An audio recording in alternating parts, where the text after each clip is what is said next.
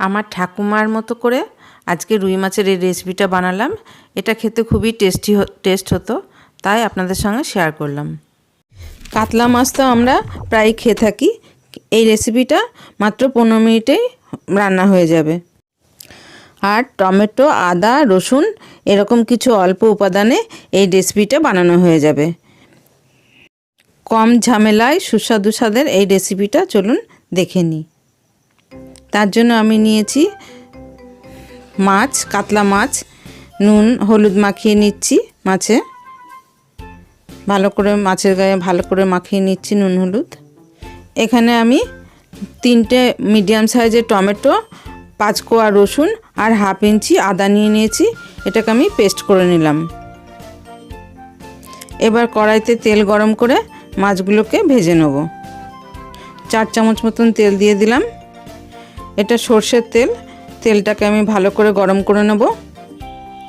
তেলটা ভালো গরম হয়ে গেছে, চারিদিকে আমি কড়াইয়ের গায়ে লাগিয়ে নিলাম যাতে মাছ ভাজার সময় মাছের গায়ে না লেগে যায়। এবার মাছগুলোকে আমি দিয়ে দিচ্ছি।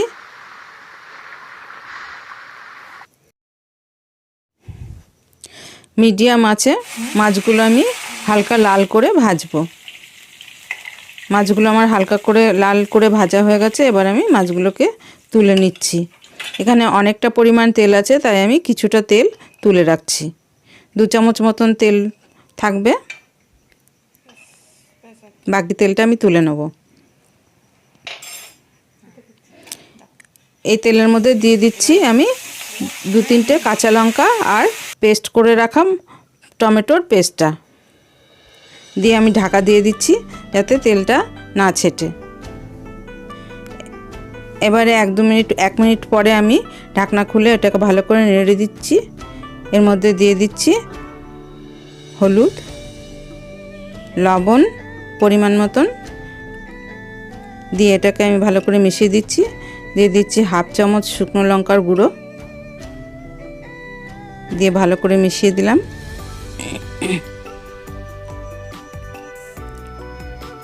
এটাকে ঢাকা দিয়ে লো আছে এটাকে মশলাটাকে আমি কষবো 2-3 মিনিট। তারপরে আবার ঢাকনা খুলে আমি আবার নেড়ে দিচ্ছি যতক্ষণ না পর্যন্ত এর থেকে তেলটা ছেড়ে আসছে, ততক্ষণ পর্যন্ত মশলাটাকে আমি ভালো করে কষবো। আর মাঝে মাঝে আমি এটাকে ঢাকনা খুলে আমি নেড়ে দেবো যাতে তলায় না ধরে যায়।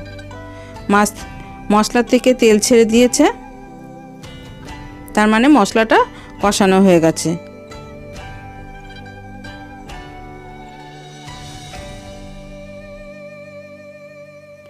এর মধ্যে দিয়ে দিচ্ছি হাফ কাপ মতন ফ্যাটানো টক দই।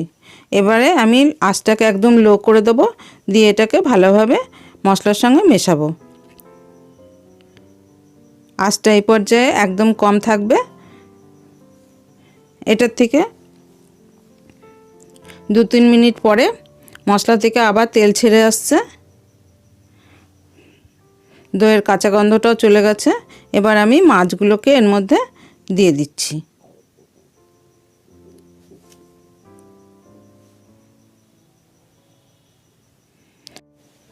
এর মধ্যে দিয়ে দিচ্ছি 1 চামচ চিকেন কারি মশলা আর মিক্সিটা ধুয়ে আমি হাফ কাপ মতন জল এর মধ্যে দিয়ে দিলাম। মশলাটা ভালো করে মিশিয়ে মাছগুলোকে ভালো করে এর মধ্যে মশলার মধ্যে ডুবিয়ে দিচ্ছি। তারপরে ঢাকা দিয়ে এটাকে 4-5 মিনিট হতে দেবো। 4-5 মিনিট পরে ঢাকনা খুলে আমি মাছগুলোকে উল্টে দেবো যাতে অন্য পিঠটাও ভালোভাবে সিদ্ধ হয়ে যায়।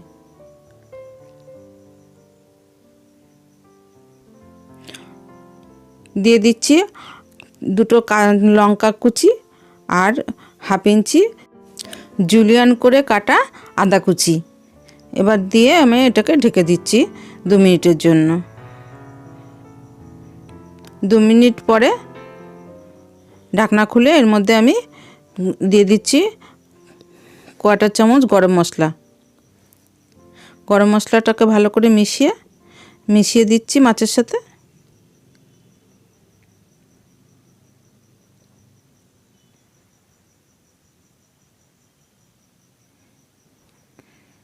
এবারে ওপর থেকে আমি ধনেপাতা ছড়িয়ে দিচ্ছি।